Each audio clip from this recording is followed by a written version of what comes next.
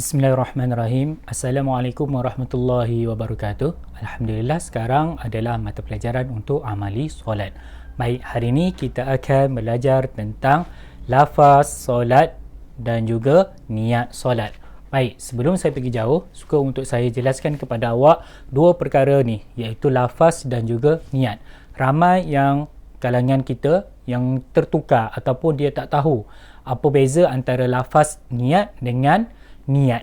Okey, yang pertama sekali, lafaz niat ni adalah seperti mana yang awak sebelum ni belajar. Contohnya lafaz niat solat zuhur, awak lafaz usolli fardhu zuhri arba'a raka'atin adaan lillahi ta'ala. Contoh. Okey, itu adalah lafaz solat zuhur. Baik, macam mana dengan niat? Yang ni yang saya nak awak tolong beri perhatian. Kerana apa? Kerana syarat sah untuk kita solat adalah niat, bukannya lafaz niat. Contohnya yang awak biasa sebut sebelum ni iaitu usolli fardha asri. Lepas tu ustaz awak pun, saya pun dalam kelas sebut, okey, sekarang lafaz niat solat zuhur. Usolli fardha zuhri. Kemudian lafaz niat solat maghrib. Usolli fardha. Gitu kan awak baca sama-sama kan dalam kelas. Itu adalah lafaz. Yang tu tak penting. Yang penting dalam niat, dalam solat adalah niat. Bagaimana niat? Cuba perhatikan saya buat ni. Contoh, awak nak solat zuhur.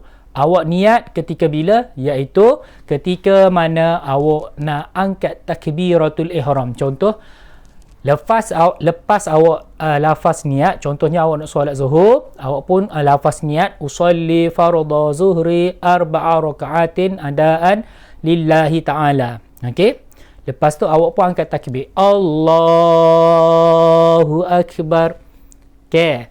Jadi niat tu bila kita pasang, iaitu ketika kita sedang angkat takbiratul ihram. Contohnya Allah.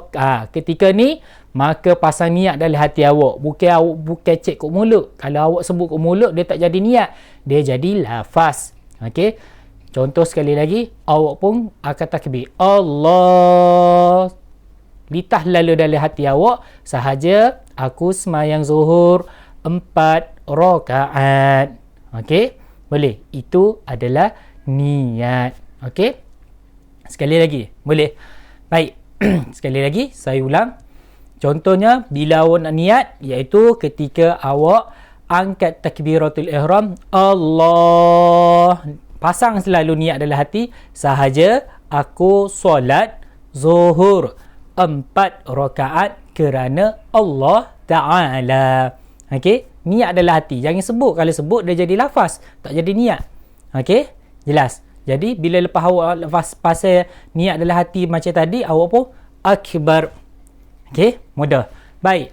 Mesti awak tanya, apa beza, apa tujuan kita lafaz-lafaz niat tu, Ustaz? Baik. Tujuannya adalah kerana untuk membantu awak ketika awak nak niat nanti. Memudahkan awak, senang awak. Contohnya bila awak dah lafaz siap-siap, usolli fardha asri arba'a raka'atin adaan lillahi ta'ala. Sahaja aku sembahyang asar. Contoh, sampai habis. Itu adalah lafaz. Kemudian awak pun akan takbir Allah. Jadi memudahkan awak. Aku dah lafaz tadi, awak pun terlintas hati awak. Itu sahaja tujuannya. Okey, jelas. Itulah dia niat. Iaitu niat ni pasang ketika kita angkat takbiratul ihram di dalam hati sahaja. Okey, tanpa ada siapa-siapa dengar. Okey, jelas.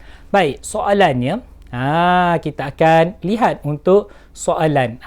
Baik, soalan untuk awak. Lepas ni awak hanya voice note kepada saya, iaitu kenapa kita perlu belajar niat dengan betul.